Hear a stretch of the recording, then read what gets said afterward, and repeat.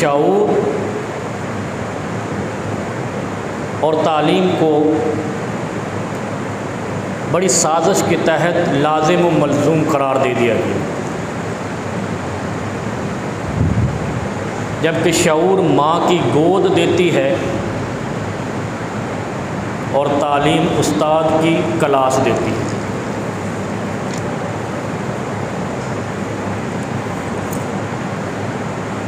تھوڑا سا حاضر دماغی کے ساتھ اگر ہم سمجھیں گے، بچہ معصوم جسے کہتے ہیں وہ ہو نا، آگ میں ہاتھ ڈالنے لگے تو استاد نہیں روکتا، ماں روکتی ہے، شعور دیتی ہے یہاں ہاتھ جل جائے۔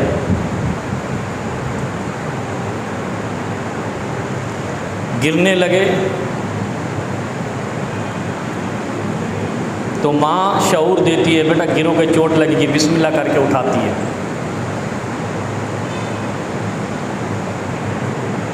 اس طرح بہت ساری مثالیں ہیں۔ شعور ماں، اچھا جو علم حاصل کرنا ہے وہ شعور بھی ماں کی گود دیتی ہے کہ بیٹا اب اسکول جانا ہے، بیٹی اب اسکول جانا ہے۔ یہ شعور ماں دیتی ہے کہ اب پڑھنا ہے جا کر، یعنی اب علم حاصل کرنا ہے، شعور آ گیا ہے، اب علم حاصل کرنا ہے۔ اور اس شعور کو بڑے ظالمانہ انداز سے ہم نے کنورٹ کر دیا ہے اسکول کی تعلیم کے ساتھ، جبکہ یہ تو آ چکا تھا۔ یہ شعور بچے کو آ چکا تھا پہلے ہی، اس کلاس سے پہلے، کہ میں نے آگ میں ہاتھ نہیں ڈالنا، میں نے پکتی ہوئی ہانڈی کے قریب نہیں جانا، گرم پانی کو استعمال نہیں کرنا، جل جاؤں گا، چولہے کے قریب نہیں جانا، گروں گا تو چوٹ لگے گی۔ یہ تو کسی کلاس میں نہیں پڑھا تھا، یہ تھا شعور۔ اور علم حاصل کر کے کیا ملا؟ جو علم، جو مجوزہ علم، ابھی جس علم کے ساتھ شعور کو جوڑا گیا ہے، اس علم نے کیا دیا ہے؟ نوکری کرنی ہے، پیسہ کمانا ہے، باہر نکلنا ہے، مارکیٹوں میں گھومنا ہے، مال کمانا ہے، رشوت کھانی ہے، سود کھانا ہے، سب کچھ۔ چلو جی، جو علم اس دور میں پڑھایا جا رہا ہے وہ یہ دے رہا ہے، دوڑ دھوپ دیتا ہے، صبر و قناعت نہیں دیتا، شعور نہیں دیتا۔ اگر یہی شعور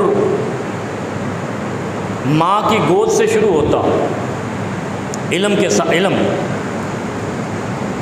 کہ سود نہیں کھانا، بیٹا رشوت نہیں لینی، حرام کام نہیں کرنا، گانا نہیں سننا،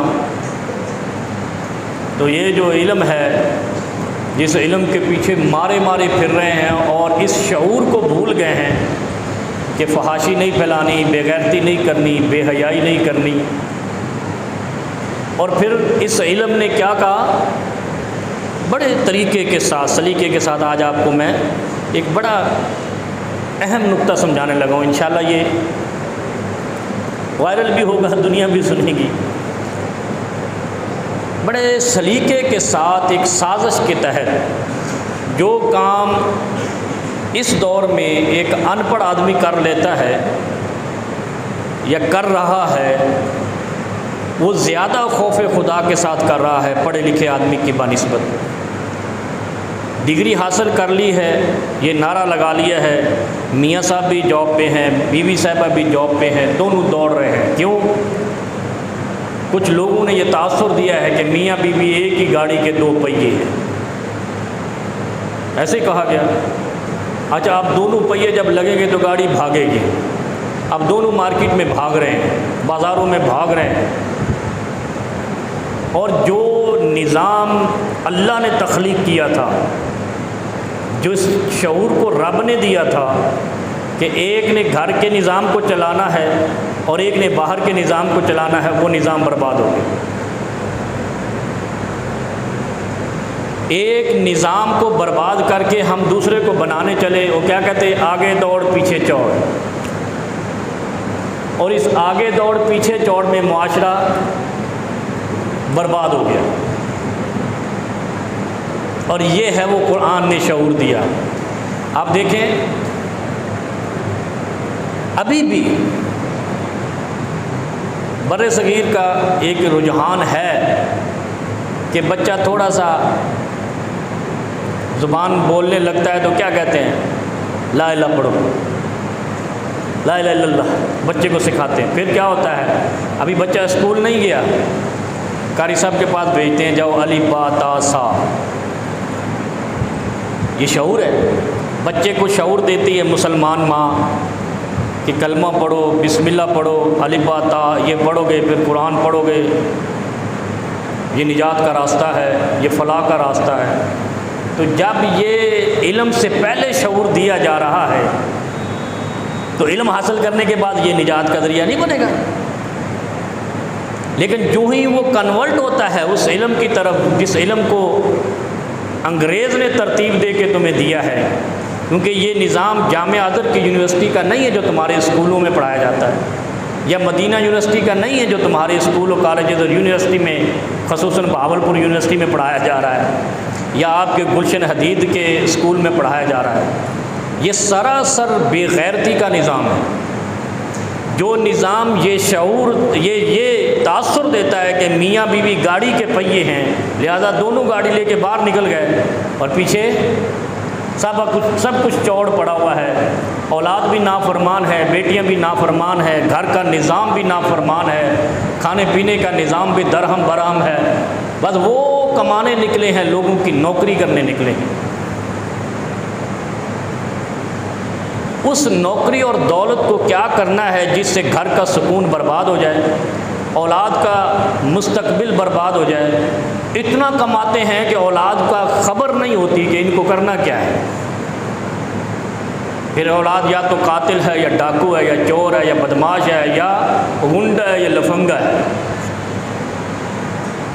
یہ ہے شعور جو ماں کی گود سے شروع ہوتا ہے، جس کو جدید نظام تعلیم نے چند ٹکوں کی خاطر برباد کر دیا ہے اور اس طریقے سے جبری طور پر منسلک کیا جا رہا ہے۔ آج بھی جو مسلمان مائیں ہیں جو انہوں نے تربیت کی ہے اپنی اولادوں کی، وہ کامیاب و کامران ہیں، اور جن ماؤں نے تربیت نہیں کی، اسکول کی تعلیم ان کو انسان نہیں بنا سکی۔ ماں کی تربیت نیک ہے تو بچہ ڈاکو نہیں بنتا، ورنہ جا کر دیکھ لو سارے ڈاکو اس تعلیم سے ملیں گے جس تعلیم نے میاں اور بیوی کو گاڑی کے پہیے قرار دیا، گھر کی زینت قرار نہیں دیا، اولاد کی ممتا قرار نہیں دیا، گاڑی کا پہیہ کر دیا۔ یہ ظلم ہوا ہے اس نظام سے، اور اس ظلم کے بدلے میں نتیجہ کیا ملا؟ یہ آپ کے جو اسکول میں ہوا ہے گلشن حدید میں 25 ویڈیوز مل گئی ہیں فحاشی کی، بے غیرتی کی، جنسی زیادتی کی۔ بہاولپور یونیورسٹی میں اتنی مل گئی ہیں، فلاں یونیورسٹی میں اتنا مل گیا ہے۔ یہ ہے وہ علم۔ اور پھر معجزہ دیکھیں، ابو جہل بہت پڑھا لکھا آدمی تھا، دانشور بھی تھا، ادیب بھی تھا۔ یہ جو میں نے پچھلے جمعہ شعر سنایا تھا نا، جراحات السنان لها التیام ولا یلتام ما جرح اللسان، یہ رسول اللہ کے زمانے کا شاعر تھا، عظیم شاعر تھا۔ بڑے بڑے نام آتے ہیں اس دور میں جو بڑے منصوبہ ساز تھے، ملت کے بڑے سکھانے والے تھے، لیکن قرآن ان پر نہیں آیا۔ قرآن کس پر آیا؟ ان پڑھ پر آیا۔ اس سے دو باتیں نکلتی ہیں۔ بچہ معصوم ہوتا ہے نا، ان پڑھ ہوتا ہے، جو ماں نے شعور دیا وہ قبر تک جاتا ہے۔ یہ کسی ٹیچر نے، ڈاکٹر نے یا انجینئر نے شعور نہیں دیا کہ بیٹا آگ میں ہاتھ ڈالے گا تو ہاتھ جل جائے گا۔ یہ ماں نے دیا ہے شعور۔ وہ مر جاتا ہے، قبر میں چلا جاتا ہے، لیکن کبھی آگ کے قریب نہیں جاتا۔ یہ ماں کا دیا ہوا شعور، یہ خدائی معجزہ ہے،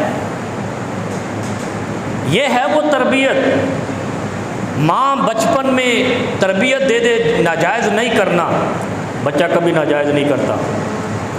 استاد 50 دفعہ آپ کی یونیورسٹی میں آئے دن قصہ آتا ہے، پروفیسروں کو شاگرد اسٹوڈنٹ نے مارا ہے، یہ علم کا فائدہ ان کو ملا ہے۔ ہم دیکھتے ہیں میڈیا پہ آتا ہے ٹیچرز کو مارا ہے اسٹوڈنٹ نے۔ آپ معاشرے میں دیکھ لیں، 1000 میں سے 0.05 بھی ایسا ریشو نہیں ملے گا کہ کسی بچی نے ماں کو مارا ہے۔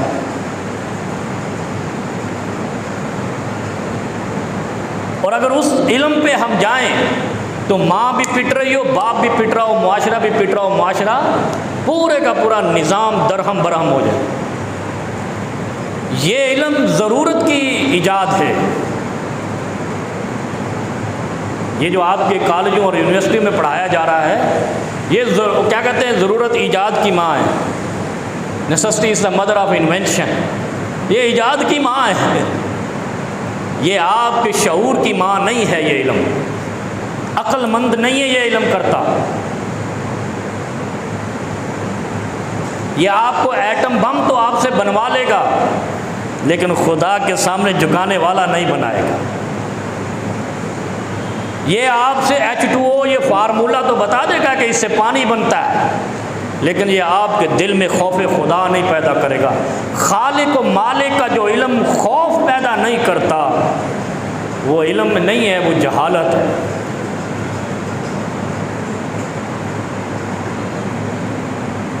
دوسرا، جیسے بچہ معصوم ہوتا ہے، بے علم ہوتا ہے، ان پڑھ ہوتا ہے، جو اس کے دماغ میں دیا جاتا ہے وہ اسی پہ مرتے دم تک عمل کرتا ہے۔ ایسے ہی ہے۔ اب یہ جو قرآن ہے ابو جہل پر نہیں اترا، مادی کرب پر نہیں اترا، نفخت العرب کے شاعر پر نہیں اترا، کس پر اترا ہے؟ محمد عربی النبی الامی الذی یؤمن باللہ۔ ایسے نبی پر اترا ہے کہ جس نبی نے خود آگے سے کہا تو میں تو پڑھ نہیں سکتا، مجھے تو لکھنا نہیں آتا، پڑھنا نہیں آتا۔ اس کا مطلب کیا ہے؟ یعنی اس قرآن نے، اس دین نے ان لوگوں کو بھی شعور سے آگاہ کر دیا جن کے دماغوں میں اور زبانوں پہ کچھ نہیں تھا، جو کوئی فلاسفر نہیں تھے، وہ دنیا کے والی بنا کر دکھا دیے، ملک العرب والعجم بنا کر دکھا دیے۔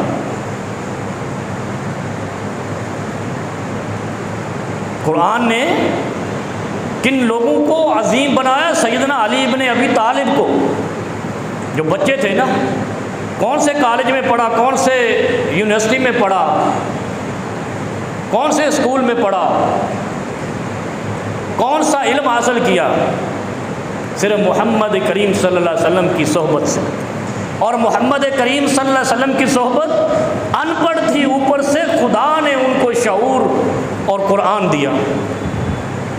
میں نہیں پڑھ سکتا، جبرائیل نے کیا کہا؟ پڑھو نا، اقرا، تیرے رب کا حکم ہے، بسم ربک الذی خلق، اپنے رب کے نام سے پڑھ۔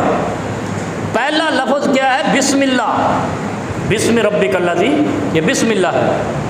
جس کو بسم اللہ اگر شعور کے ساتھ اس نے پڑھ لی ہے، وہ پڑھنا لکھا ہے۔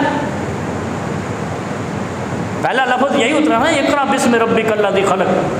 جب اللہ کے نبی صلی اللہ علیہ وسلم نے میں نہیں پڑھ سکتا، اللہ نے کیا کہا؟ بسم اللہ پڑھ کے دیکھ۔ بسم اللہ پڑھی، پورا قرآن آ گیا۔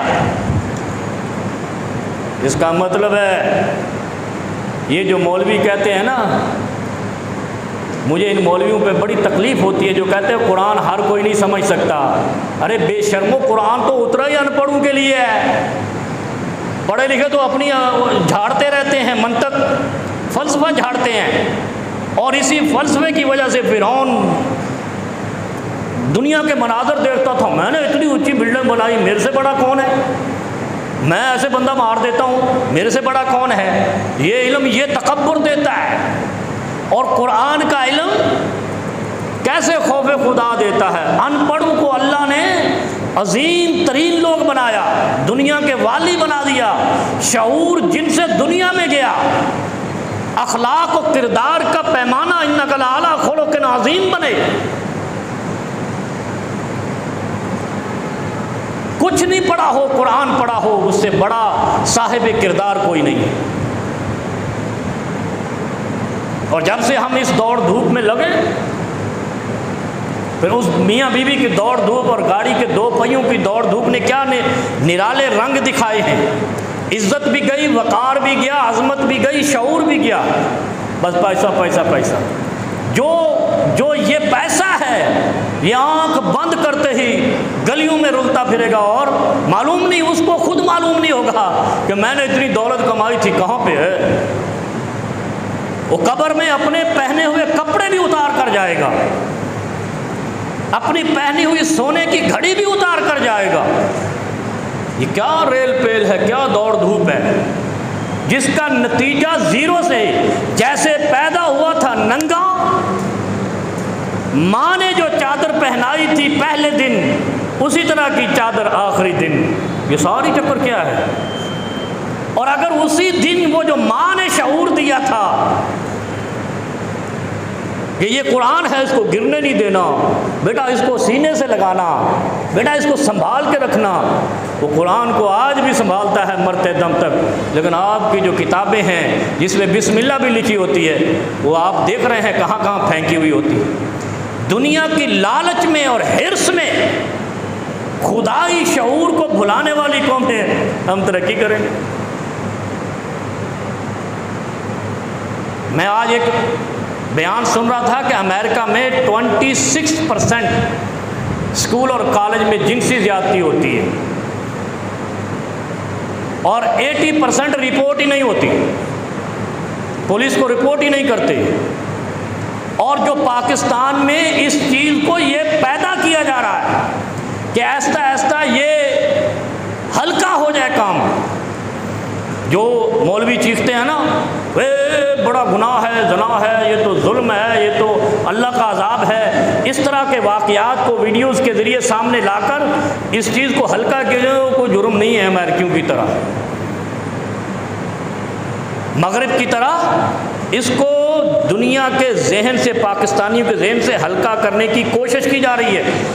جب تک وہ شعور دوبارہ اس کی طرف پلٹا نہیں جائے گا جو ماں کی گود سے ملا تھا، جو قرآن کی عظمت سے ملا تھا، جس نے ان پڑھوں کو عالم و دانا بنا دیا تھا، یہ معاشرہ اسی طرح دلدل میں پھنستا جائے گا، دلدل میں پھنستا جائے گا۔ اور ایک دن ایسا آئے گا کہ یہ اسی دلدل میں جا کر گھسے گا جس دلدل میں ابو لہب اور ابو جہل تھے، جس میں فرعون و نمرود نامراد ہوئے۔ ان کو ان کا علم نہیں بچا سکا، اور جن ان پڑھوں کو خدا نے شعور دیا تھا ان کو غالب کر دیا خدا نے۔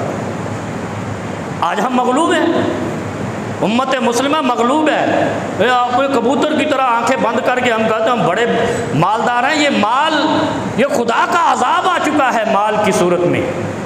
پوری امت مسلمہ اس وقت مغلوب ہے، لیکن شعور کی طرف نہیں ہے۔ اور جس دن یہ ادھر پلٹی، وہ اپنے دولت اور اسلحہ سمیت مغلوب ہو جائیں گے اور یہ غالب ہو جائیں گے۔ اور یہ نشانیاں موجود ہیں دنیا میں، کتنی نشانیاں ہیں کہ جب خلافت عثمانیہ آئی، وہ قرآن و سنت پہ تھی، غالب آ گئی، اور جب عیاشی پہ آئی ملیا میٹ ہو گئی۔ آپ کے مغلیہ دیکھ لو، اسلام کا نام لے کر اسلام کے لیے مسجدیں بنائی، 5,000 5,000 علماء کو جمع کر کے انہوں نے ایک لجنہ بنائی، جب تک اسلام پہ رہے، بر صغیر میں غالب رہے۔ جب بہادر شاہ ظفر جیسا آیا کہ انگریز نے حملہ کر دیا ہے، وہ کہتا ہے آج رقص کس کا ہے بادشاہی محل میں، تو اس کے بعد دیکھ لو کیا ہوا۔ 900 سالہ بر صغیر کی مسلم حکومت بہادر شاہ ظفر پہ تباہ ہو گئی۔ عیاشیوں کی وجہ سے اور شعور کے نہ ہونے کی جو کام بہاولپور یونیورسٹی میں یا گلشن حدید کے اسکول میں ہوا ہے، یہی بہادر شاہ ظفر کرتا تھا، مغلوں کا آخری حکمران، ہم اسے کہتے ہیں مسلمان تھا، وہ فحاش اور بے غیرت تھا۔ ہم نے شعر لکھے ہوئے کتابوں میں، 9 اور 10 کی کتابوں میں ہم نے تو پڑھے تھے، جو 2-4 دن مانگ کے لائے تھے زندگی، 2 انتظار میں کٹ گئے، 2 آرزو میں کٹ گئے۔ یہ میٹرک کی کتاب میں شعر تھا، یہ بہادر شاہ ظفر کے شعر۔ اس نے مسلمانوں کا تیہ پانچا کر دیا۔ قرآن اور خدا کا خوف اور خدائی شعور جب تک نہیں رہے گا، جس وقت میاں بیوی دونوں جاب کریں گے، اولاد سرکاری کھاتے میں ہوگی، تو پھر یہی ہوگا۔ کس نے کہا ہے کہ بیوی گھر کا خرچہ کما کر لائے؟ انگریز نے کہا ہے۔ جب نکاح پڑھاتا ہوں نا، میں ہر ہفتے میں 2-3 پڑھاتا ہوں، پوچھنا پڑتا، شرطیں ہیں جی، نان نفقہ کا خرچہ لکھو جی، 10,000 روپیہ باندھے، لکھتے ہیں نا، 5,000 باندھو۔ کوئی ہوتے ہیں اللہ والے کہتے ہیں بس اللہ کی رضا کے لیے، یہ ہے شعور۔ اور علم کیا ہے؟ 10,000 خرچہ باندھو۔ خرچہ مرد سے باندھتے ہیں جس بھی نکاح فارم پہ لکھے، بلکہ لکھا ہوا ہے نکاح فارم پہ، جاب دونوں کر رہے ہیں۔ تو جب خرچہ ان سے باندھا ہے تو یہ پہیا کیوں باہر بھگا دیا ہے؟ کبھی سوچا کریں، یہ ہے معاشرے کی بربادی کی وجہ۔ اور معاشرہ ہمارا برباد ہے، منظم نہیں ہے، خاندانی نظام۔ ڈیلی بنیادوں پہ 2 مسئلے آ رہے ہیں، طلاق کا مسئلہ، میں نے ایسے دے دی، میں نے ایسے دے دی، میرے ساتھ ایسے ہو گیا، اس کے ساتھ ایسے ہو گیا۔ کیوں آ رہے ہیں یہ؟ شعور نہیں ہے، علم ہے۔ کوئی 27,000 کی جاب کر رہا ہے، کوئی 57,000 کی جاب کر رہا ہے، طلاق دے کے بیٹھا ہوا ہے۔ کون سی بھوک رہ گئی آگے؟ مہنگائی زیادہ ہے، لڑائی زیادہ ہے۔ یہ سب بہانے ہیں، کیونکہ ہم نے گاڑی چلانی تھی اس پہ ایک عورت کو بٹھا دیا ہم نے۔ جو کام ہم نے کرنا تھا، جو ذمہ داری مرد پر تھی، وہ آدھی بانٹ کے اس کے کندھے پہ ڈال دی، تو پھر یہی ہوگا نا۔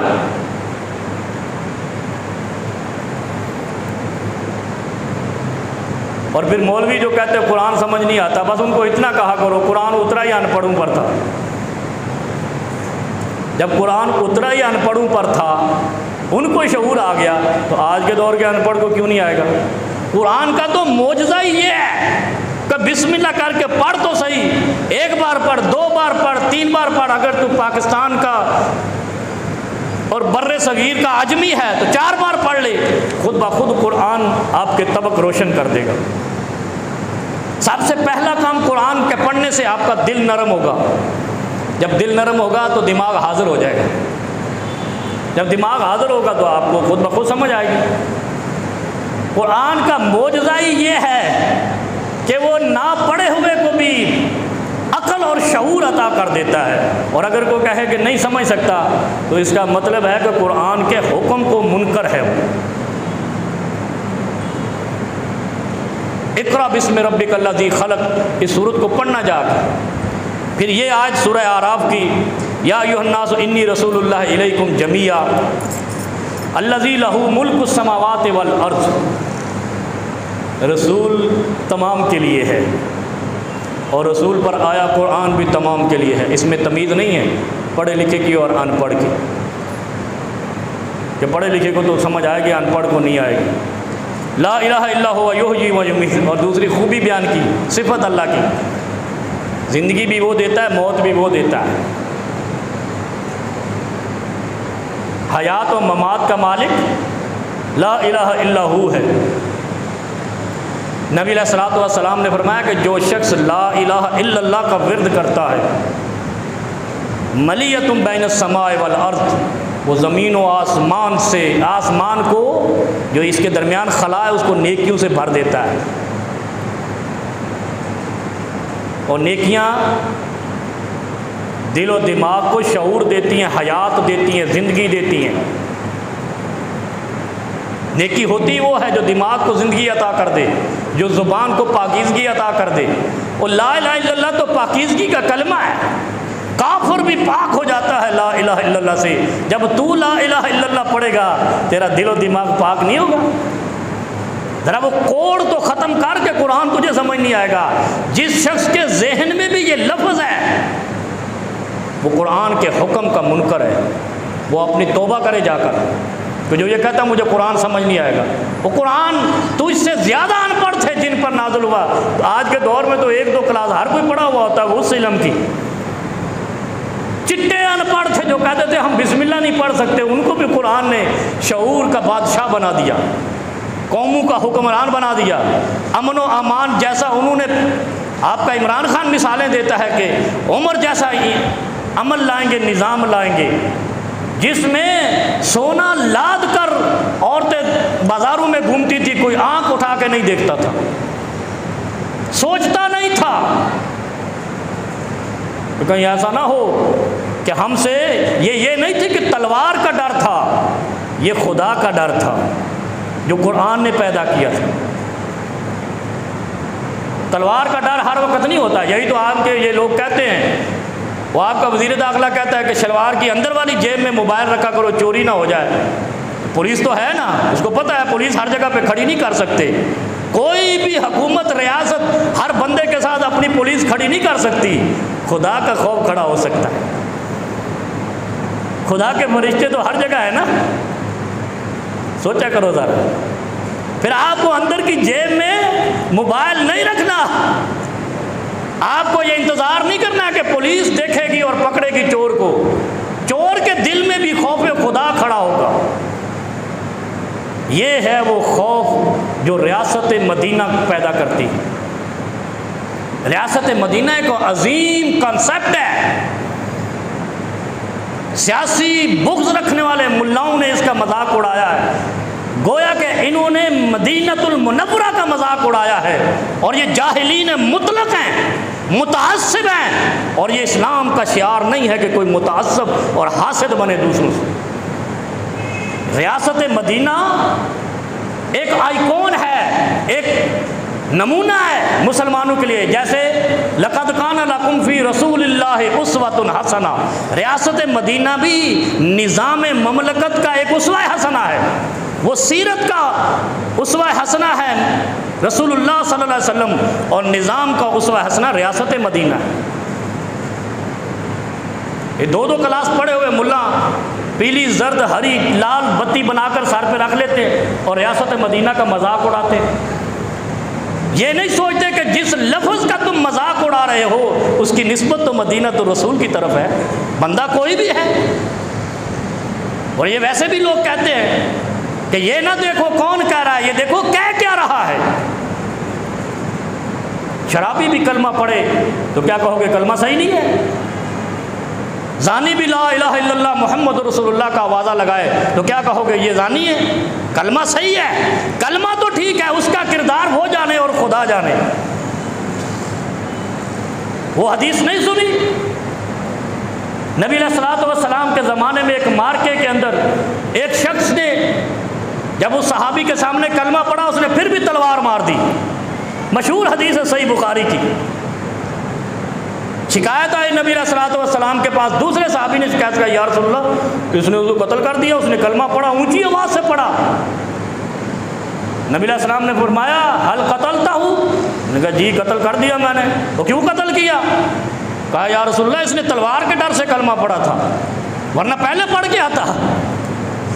نبی علیہ السلام نے بڑا جملہ کیمیا ارشاد فرمایا حل شققت قلبہ، اور تم نے اس کا دل چیرا تھا کہ تمہیں پتہ چلا اس نے تلوار کے ڈر سے پڑھا ہے۔ اس کا مطلب خوف خدا دل میں ہوتا ہے اور اس کو ٹھکرانا نہیں چاہیے، اور سنگ دل صرف وہی ہوتا ہے جس کے دل سے ایمان نکل جاتا ہے۔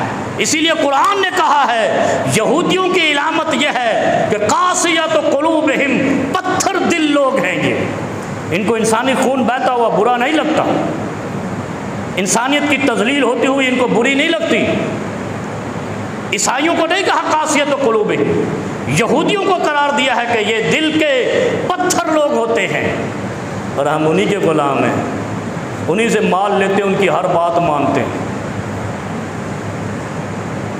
حل شققت قلبہ، یعنی جس نے اوپر تلوار لہرا رہی تھی، نیچے لا الہ الا اللہ محمد الرسول اللہ پڑھا، نبی علیہ السلام نے کہا تو نے تلوار پیچھے کر لینی تھی، ماری کیوں ہے؟ ان چیزوں کو سوچا کرو۔ وہ جیسا بھی ہے، لیکن یہ ذہن میں رکھو، لفظ ریاست مدینہ جب آیا اپنی زبانوں کو تمہیں پیچھے کر لینا چاہیے تھا۔ اگر وہ اس لفظ سے دغا کرتا تو خدا تو حی قیوم ہے، کیا تمہارا ایمان نہیں ہے؟ کیا یہ ایمان نہیں ہے تمہارا کہ اللہ حی قیوم ہے، برحمتک استغیث ہے، وہ مدد کرتا ہے، وہ تمہاری پھر مدد کرتا اور ان کو رسوا کرتا؟ لیکن تم نے تو ریاست مدینہ کا مذاق اڑا دیا۔ ابھی کہتے پھرتے ہیں ہم اپنے حلقے میں وہ الیکشن کمپین نہیں چلا سکتے، شرم بھی نہیں آتی؟ کیسے چلاؤ گے تم؟ پٹھان کب تک بے وقوف بنے گا تمہارے ہاتھوں؟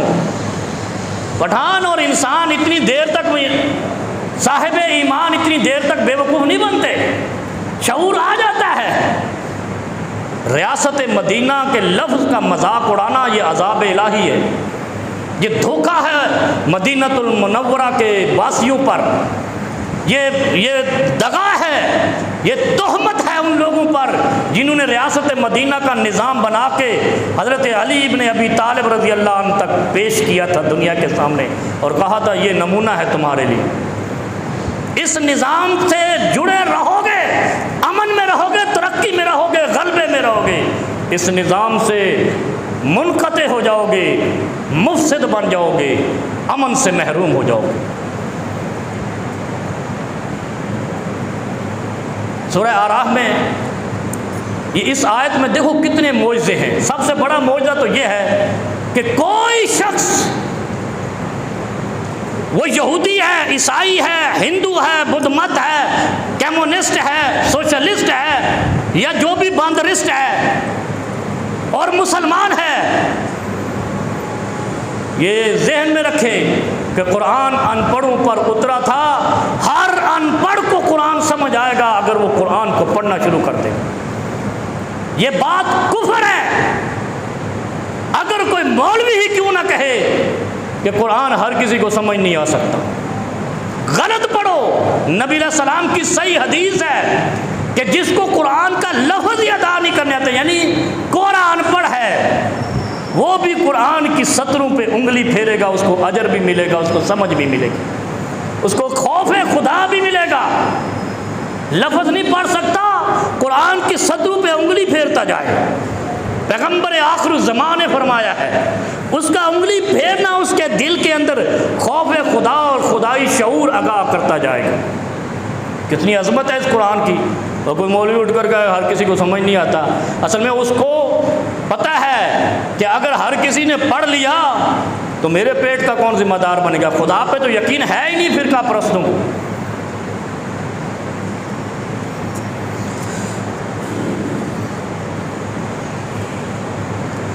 نبی علیہ الصلوۃ والسلام نے فرمایا طوبیٰ لمن رآنی و آمن بی، کتنی عظیم حدیث ہے۔ حضرت ابو امامہ بیان کرتے ہیں رضی اللہ تعالیٰ عنہ، کہتے ہیں کہ خوشخبری ہے ان کے لیے جنہوں نے مجھے دیکھا ہے۔ بڑا عظیم فرمان سنانے لگا، خوشخبری ہے ان کے لیے جنہوں نے مجھے دیکھا ہے، وآمن بی، اور مجھ پر ایمان لے آئے۔ کیا ایمان؟ لا الہ الا اللہ محمد الرسول اللہ، یحیی و یمیت، فآمنوا باللہ ورسولہ، اللہ پر ایمان لے آئے، اس کے رسول پر ایمان لے آئے۔ اور یہ کہاں سے شروع ہوتا ہے پتہ ہے آپ کو؟ جب بچہ 1 سال کا ہوتا ہے، یہ اس وقت سے شعور شروع ہوتا ہے۔ جو لوگ اپنے بچوں کو بچپن میں قرآن کی تعلیم اور شعور سے آگاہ نہیں کرتے، وہ پھر لفنگے ہی پیدا ہوتے ہیں، وہ پھر اسی طرح کے پروفیسر بنتے ہیں جیسے بہاولپور یونیورسٹی میں بنے، وہ اسی طرح کے لیکچرار ہوتے ہیں۔ اپنے بچوں کو 6 سال سے پہلے کی عمر میں قرآن پڑھایا کرو اور قاعدہ اور دعائیں سکھوایا کرو۔ یہ ہے وہ سن شعور، یہیں سے حرام حلال جائز ناجائز بچے کو پتہ لگے۔ وہ اگلی زندگی میں کبھی ناجائز نہیں کرے گا۔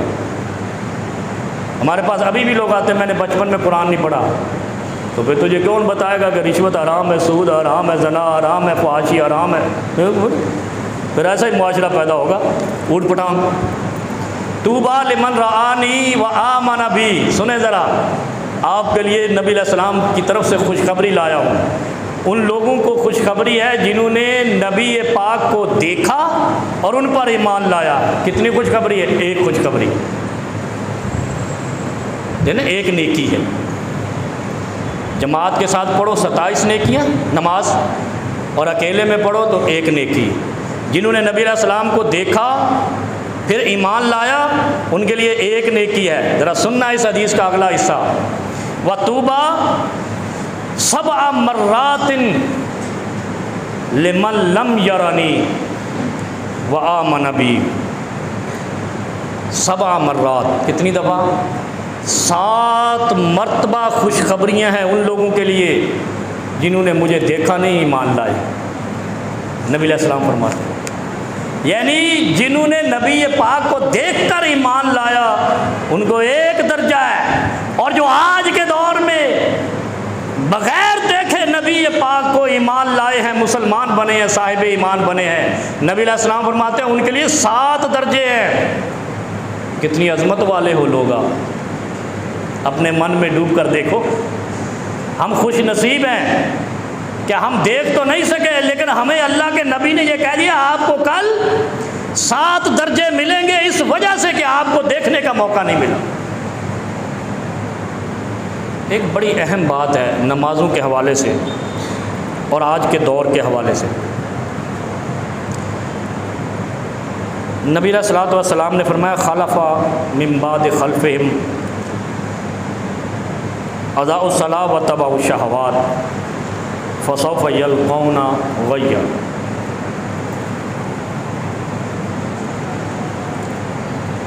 جہنم میں ایک گندا نالا ہوگا، جہنم تو ہے نا، وہ تو آپ نے دیکھی، جہنم، منافق سب سے نیچے ہوں گے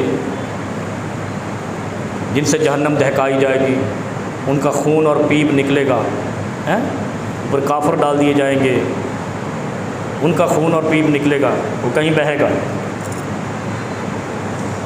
ایسے ہی ہے، بہتا تو ہے جب اتنا خون، اتنی ظالم دنیا، جو دنیا میں ظلم کیا ہوگا ان کو جلایا جائے گا جہنم میں، تو وہاں ایک غیہ ہوگی، غیہ کہتے ہیں نالے کو، اس کا نقشہ کھینچا ہے قرآن نے، غور کریں ذرا، قرآن نے وہ بتائی ہے یہ چیز ساری۔ فرمایا فخلف من بعدہم خلف اضاعوا الصلاۃ واتبعوا الشہوات فسوف یلقون غیا۔ یا رسول اللہ صلی اللہ علیہ وسلم، یہ غیہ کیا ہے؟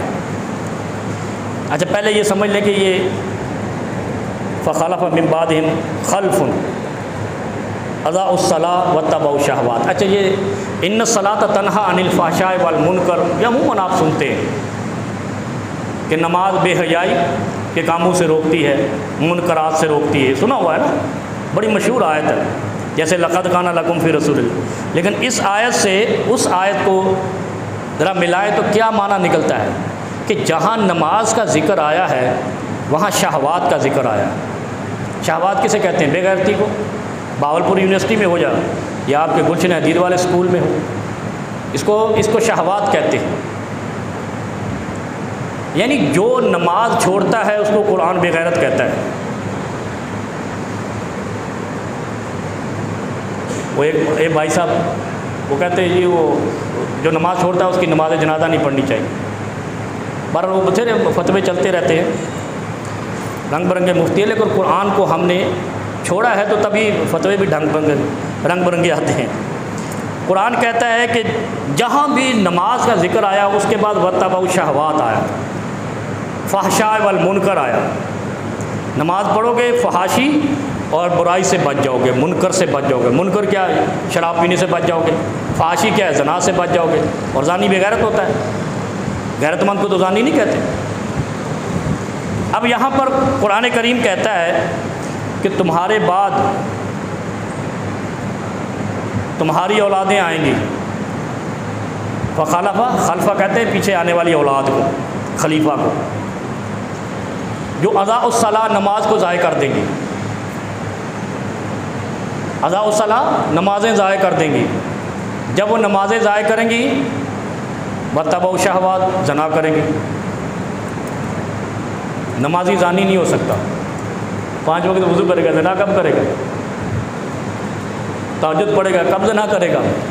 جب وضو کرے گا تو گناہ جھڑ جائیں گے، جب گناہ جھڑیں گے دل موم ہو جائے گا، دل نرم ہوگا، برائی کی طرف جائے گا نہیں۔ کیا فلسفہ ہے دیکھو دین کا۔ نماز اللہ نے اتاری کیوں ہے؟ تاکہ ذہن شیطانی کی طرف نہیں جائے، بغیرتی کی طرف نہیں جائے، اور نمازیں چھوڑنے والے ہی اس گناہ میں ملوث ہوتے ہیں۔ نماز کی خوبی یہ ہے کہ وہ بغیرتی سے روک دے گی، زنا سے روک دے گی۔ ہم کہتے ہیں یار وہ جھوٹ بولتا ہے، نماز بھی پڑھتا ہے، یہ الگ بات ہے۔ جہاں قرآن کا ذکر آیا ہے نا، قرآن میں نماز کا، وہاں ساتھ ہی شہوات کا بھی ذکر آیا ہے، زنا اور فحاشی کا ذکر آیا ہے۔ اس کا مطلب ہے نماز تالا ہی برائی سے لگاتی ہے، کیونکہ زنا سے ہی معاشرہ بے غیرت بنتا ہے، اور جب یہ زنا عام ہو جاتا ہے تو غیرت ناپید ہو جاتی ہے۔ پھر ایسے ہی ہوتا ہے جیسے مغرب کا معاشرہ ہے، جن کے ہاں یہ چیز برائی ہے ہی نہیں، کامن سینس ہے، اور یہی نظام برباد، گھر کا نظام برباد ہو جاتا ہے، معاشرے کا نظام برباد ہو جاتا ہے، فیملی سسٹم برباد ہو جاتا ہے، معاشرے میں کوئی قوم نہیں رہتی۔ یہاں ہمارے ہاں ہے نا قومیں، برادریاں ہیں، کبھی دیکھا امریکہ میں کون سی جٹ برادری ہے، کون سی گجر برادری ہے، کون سی ارائی برادری ہے، کون سی ملک برادری ہے؟ کوئی ہے چودھری برادری وہاں پہ؟ سسٹم ختم، انسان ایسے جیسے جنگل میں بھیڑ بکریاں، کوئی تعارف نہیں۔ وقبائل لتعارفوا، یہ فخر ہے ہمارے بر صغیر والوں، مسلمانوں پر خاص طور پہ۔ کوئی ہاشمی ہے، کوئی قریشی ہے، کوئی سیدی ہے، عرب کے قبیلے ہیں، اور قبائل کا سسٹم عرب میں سب سے مضبوط ہے۔ آج بھی وہ اپنے قبیلے کا نام ساتھ لکھتے ہیں، یہ اسلام کی پہچان ہے۔ اور جہاں پر نماز نہیں ہے وہاں زنا ہے، وہاں قبائلی سسٹم ہی ختم ہے۔ آپ کے ملک میں بھی کتنا قبائلی سسٹم ہے، بلوچستان کو دیکھو، ادھر دیکھو، ادھر دیکھو۔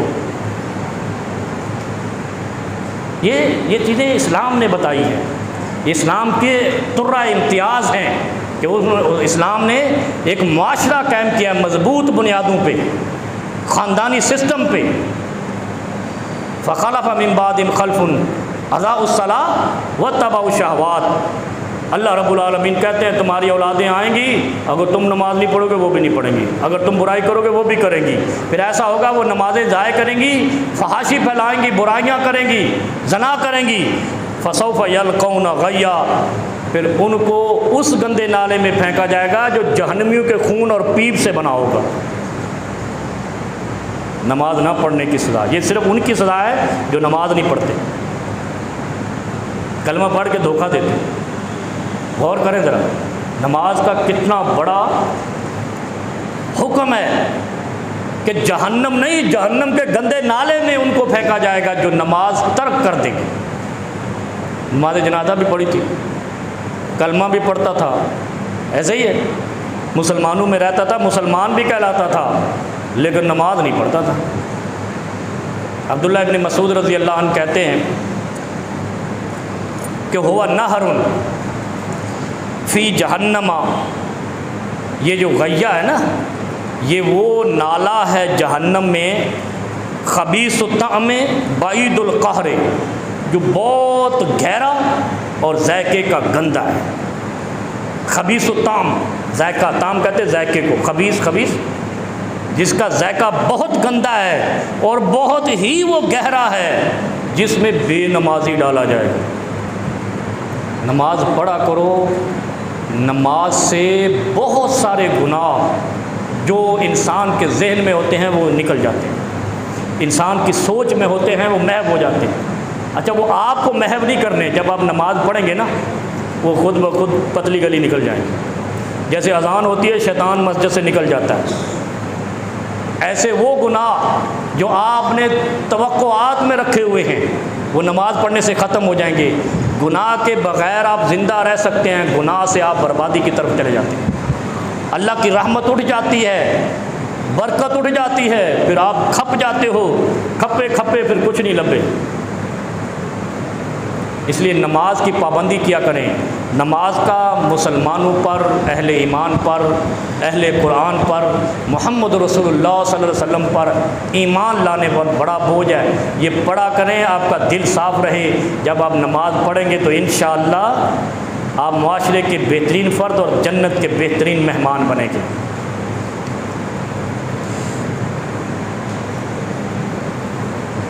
یہ کچھ دعائیں آئی ہیں